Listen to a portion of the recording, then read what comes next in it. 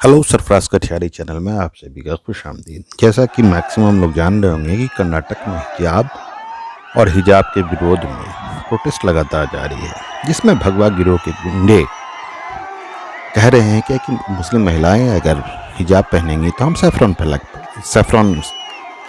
Shawl पहनेंगे। पहली बात है कि हिजाब एक रिलीजियस पार्ट है। सैफरॉन फ्लैग या सैफरॉन शॉल पहनना तो एक रिलीजियस पार्ट नहीं है, और हमारा कॉन्स्टिट्यूशन कहता है कि आप रिलीजियस प्रैक्टिस को कर सकते हैं, तभी आप स्कूल में सिखों को पगड़ी या जो द्विज जो होते हैं वो जिनाव पहनते हैं, और भी सब जगह पे लोग अपनी अपनी चीज़ों को करते हैं।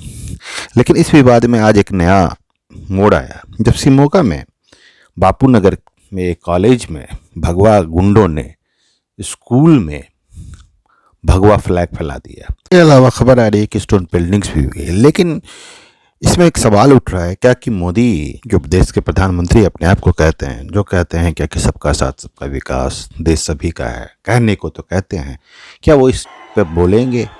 क्या वो भगवा गुंडों के द्वारा जो उत्पात मचाया जा रहा है कर्नाटक में, जिसको उनकी सरकार समर्थन दे रही है, क्या उस पर कुछ मुंह खोलेंगे और ये बताएंगे क्या कि पिछली आखिर भगवा गुंडों की क्या दिक्कत है? सिर्फ क्या दिक्कत है नेशनल फ्लैग से कि नेशनल फ्लैग को हटाकर भगवा फहराया गया? इसके पहले 2017 में भी शंभू डेंगर, जिसने एक बंगाल के माइग्रेंट वर्कर को मारा था, उसके समर्थन में जब उदयपुर में रैली निकल रही थी तो वहाँ पे कोर्ट प्रेमिसेस पे भी सैफरन फ्लैग फैलाया, जबकि कोर्ट प्रेमिसेस या किसी भी गवर्नमेंट इंस्टीट्यूशंस में सैफरन फ्लैग का कोई औचित्य नहीं है। वहाँ पर तिरंगा फहराया, वहाँ पर तिरंगा ही फहराया जा सकता है। लेकिन जैसा हम लोग जान रहे हैं कि आरएसएस या हिंदुत्ववादियों का तिरंगा के साथ एक पुराना दुश्मनी रहा है। आरएसएस ने तो यहाँ तक कह दिया था कि तिरंगा 3 रंग का है, जो कि हिंदुओं के लिए शुभ है, और आरएसएस लगभग 50 साल से ज़्यादा तक अपने नागपुर हेडक्वार्टर पे तिरंगा नहीं फहराया था।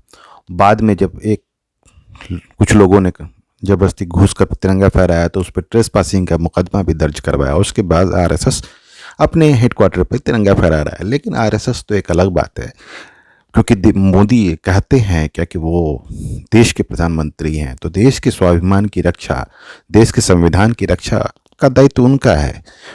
लेकिन ये इनकी चुप्पी कुछ और कह रही है। इनकी चुप्पी कह रही है कि वो आज भी अपने आप को स्वयं सेवक ही मान रहे हैं। अगर मान रहे हैं तो अच्छी बात है, लेकिन स्वयं सेवक के साथ भी कुछ तो एक मिनिमम प्रधानमंत्री की डेकोरम होती है, उस पर भी जरूर विचार करें और अपने दायित्व को पूरा करें। और ये जो स्टूडेंटों ने या कहिए गुंडों ने जो किया है, ये एक देशद्रोह के समान है।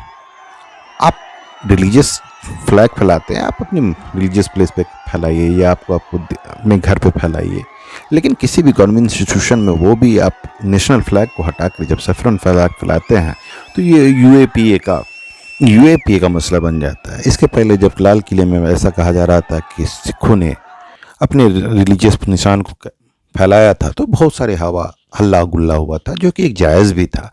लेकिन क्या भारतीय मीडिया जो ज़्यादातर हिंदुत्ववादी मोड पे है, क्या कि ये उसी तरह से इस मुद्दे को भी उठाएगी?